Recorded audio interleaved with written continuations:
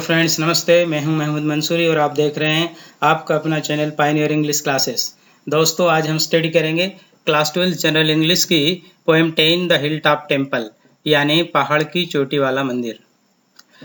जैसा कि दोस्तों आप चित्र में देख रहे हैं, एक पहाड़ की चोटी पर एक मंदिर है और उस पहाड़ तक पहुंचने के लिए एकमात्र रास्ता है, केवल सीढ़ियों से होकर वहां जाया जा सकता है। कोई रोप वे नहीं है, कोई अन्य वाहन वहां नहीं जा सकता है।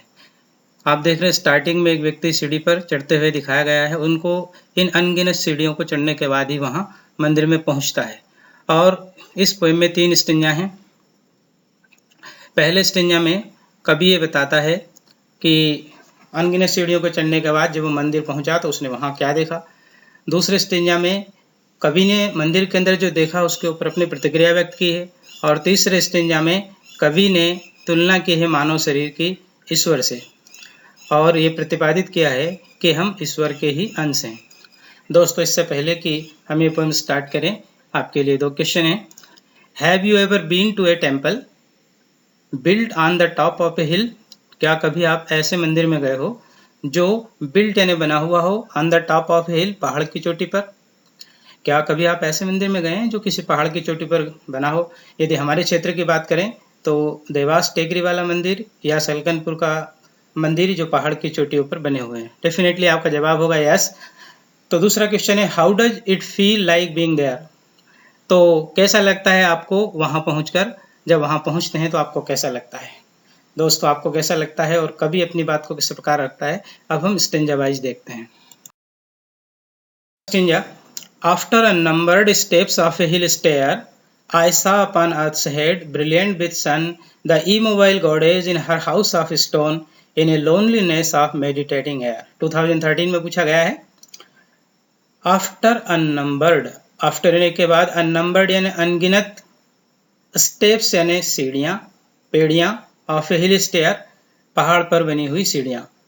पहाड़ पर बनी हुई अनगिनत सीढ़ियों को चढ़ने के बाद जब मैं मंदिर पहुंचा तो कभी क्या कहता है कि मैंने क्या देखा।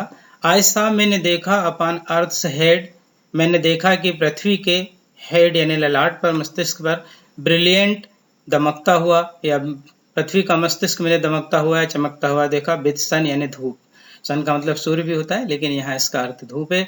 जब सूर्य अर्थ लगाते हैं तो उससे पहले हम द का प्रयोग करते हैं क्योंकि ऑल हेवनली बॉडीज के पहले हम द का यूज करते हैं।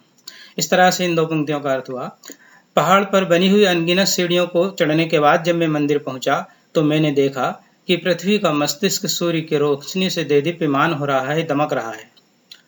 और मैंने देखा क्या, the immobile goddess in her house of stone. Immobile यानी स्थिर, मोबाइल का अपोजिट है मोबाइल यानी गतिशील, मोवेबल, और इमोबाइल यानी स्थिर। गॉडेज यानी देवी की मूर्ति, इन हर हाउस ऑफ स्टोन अपने पत्थर के घर में। तो मैंने देखा जब वहां पहुंचा तो एक देवी की मूर्ति जो है अपने पत्थर के घर में विराजित है। In loneliness of meditating air, loneliness यानी एकांत या सन्नाटा, मेडिटेटिंग एयर, मेडिटेट यानी ध्यान योग करना, एयर यानी हवा, और ऐसा एकांत या सन्नाटा है मानो हवा भी ध्यान योग में खोई हुई है। अर्थात पूरे स्टेंजा का अर्थ हुआ, कवि कहता है पहाड़ पर बनी हुई अनगिनत सीढ़ियों को चढ़ने के बाद जब मैं मंदिर पहुंचा तो मैंने देखा कि पृथ्वी का मस्तिष्क सूर्य की रोशनी से दमक रहा है, अर्थात उस मंदिर के ऊपर सूर्य की रोशनी पड़ रही है। The immobile goddess in her house of stone, और जो देवी की मूर्ति है वो अपने पत्थर के घर में विराजित है। और मैंने देखा कि ऐसा एकांत या शांति छाई हुई है मानो हवा भी ध्यान योग कर रही हो, अर्थात कंप्लीट साइलेंस से पूरी तरह से शांति व्याप्त है। Next stanza. अब जब इस तरह से मंदिर में मूर्ति को कभी देखता है तो उसके मन में क्या विचार आते हैं, उस रिएक्शन को यहाँ बताया गया है। Wise were the human hands that set her there above the world and time's dominion, the soul of all that lives calm pure alone revealed its boundless self mystic and where. Wise were the human hands, wise यानी बुद्धिमान, human hands यानी मनुष्य के हाथ। बड़े बुद्धिमान थे उन मनुष्यों के हाथ, अर्थात बड़े बुद्धिमान मनुष्यों के हाथों ये कार्य हुआ है। कौन सा कार्य? That set her there, set ने स्थापित किया है, हर यानी उसे, अर्थात देवी माँ की मूर्ति को, देर ने वहां पर। बड़े बुद्धिमान लोगों के हाथों ये कार्य हुआ है जिन्होंने देवी माँ की मूर्ति को इतनी ऊंचाई पर स्थापित किया है। Above the world and time's dominion। अब इतनी ऊंचाई पर देवी माँ की मूर्ति स्थापित करने का क्या फायदा है, कभी अपने बात बताता है। Above यानी ऊपर या परे, द वर्ल्ड यानी संसार, एंड टाइम्स डोमिनियन, डोमिनियन का मतलब राज्य होता है लेकिन यहाँ मतलब है प्रभाव, संसार से परे और समय के प्रभाव से मुक्त। अर्थात कहने का अभिप्राय यह है कि यदि हम घर पर पूजा करते हैं तो बहुत सारी सांसारिक चीज़ें हमको डिस्टर्ब करती है, जैसे कहीं मोबाइल की घंटी बज गई, कहीं सब्जी वाले की आवाज़ आ गई, तो कहीं कुत्ते के भौंकने की आवाज़ आ गई, घर के बर्तनों के गिरने की आवाज़ आ गई। और टाइम्स डोमिनियन मतलब हम घर पर जब पूजा पाठ करते हैं तो बहुत कम समय के लिए हम ईश्वर भक्ति कर पाते हैं, लेकिन यदि ऐसे पहाड़ की चोटी पर बसे हो मंदिर में जब हम जाते हैं पूजा अर्चना के लिए तो वहाँ ये सारी सांसारिक चीज़ों का कोई प्रभाव नहीं पड़ता और हम पर्याप्त समय लेकर वहाँ पर जाते हैं। The soul of all that lives calm pure alone. और इसका क्या फायदा होता है जब वहाँ पहुँचते हैं तो the soul of all, soul यानी आत्मा, ऑफ ऑल यानी सभी की, लिव्स यानी रहती है, हो जाती है, काम यानी शांत, प्योर यानी पवित्र, अलोन यानी एकांत। और वहाँ पहुँचकर सभी की आत्माएं शांति, पवित्रता और एकांत का अनुभव करती है। Revealed its boundless self mystic and where. और रिवील्ड यानी प्रकट होता है, इट्स यानी इसकी, बाउंडलेस यानी असीमित या अनंत, सेल्फ मिस्टिक यानी आत्म रहस्य, मिस्टिक यानी रहस्य, सेल्फ यानी आत्म स्वयं का, एंड बेयर यानी स्पष्ट खुला। और आत्मा और परमात्मा के बीच का जो रहस्य है वो बिल्कुल स्पष्ट हो जाता है और ऐसा प्रतीत होता है आत्मा परमात्मा में लीन हो रही है, अर्थात आत्मा हमारा मन पूरी तरह से ईश्वर भक्ति में रम जाता है। इस तरह से पूरे स्टेंजा का अर्थ ये हुआ। कभी अपनी रिएक्शन देते हुए कहता है कि बड़े बुद्धिमान लोगों के हाथों यह कार्य किया गया है जिन्होंने देवी माँ को पहाड़ की चोटी पर स्थापित किया, जहाँ पर संसार का कोई झंझट नहीं है, संसार और समय के प्रभाव से वो मुक्त है, जहाँ पर पहुंचकर सभी की आत्माएं शांति, पवित्रता और एकांत का अनुभव करती है, जहाँ पहुंचकर के आत्मा और परमात्मा के बीच का जो संबंध है वो अनंत रहस्य प्रकट होता है, एकदम स्पष्ट हो जाता है और ऐसा एहसास होता है मानो आत्मा परमात्मा में लीन हो रही हो। नेक्स्ट स्टेंजा देखते हैं। Our body is an epitome of some vast that masks its presence by our humanness. In us, the secret spirit can indite a page and summary of the infinite, a nodus of eternity expressed live in an image and a sculptured face। 2015 में पूछा है, इसमें गौर कीजिए। Vast का V capital, spirit का S capital, infinite का I capital, eternity का E capital. अर्थात कहने का मतलब यह है भगवान के लिए हम कोई भी वर्ड यूज करें, कोई भी पर्यायवाची शब्द यूज, कोई भी हम प्रोनाउन यूज करें, हम उसका पहला अक्षर कैपिटल ही रखते हैं, चाहे उसको हम शुरू में, बीच में, आखिरी में कहीं भी लिखते हैं। अब यहाँ कभी देखिए क्या कल्पना करता है। Our body is an epitome of some vast. Our body is an epitome, epitome यानी लघु रूप है, एक मॉडल है, ऑफ सम वास्ट किसी विराट का। हमारा जो मानव रूपी शरीर है वो किसी विराट ईश्वर का ही लघु रूप है, अर्थात हम मनुष्य जो हैं ईश्वर के ही रूप हैं। दैट मास्क्स, मास्क यानी कवर करना, ढांकना, मुखौटा लगाना, इट्स प्रेजेंस इसकी उपस्थिति को, बाय अवर ह्यूमननेस हमारी मनुष्यता से या मानव रूपी शरीर से। हमारा जो मनुष्य रूपी शरीर जो है वो विराट ईश्वर का ही लघु रूप है और इस ईश्वर रूपी जो लघु रूप है, जो आत्मा है, उसको हमारे मानव रूपी शरीर ने कवर कर रखा है, ढांक रखा है।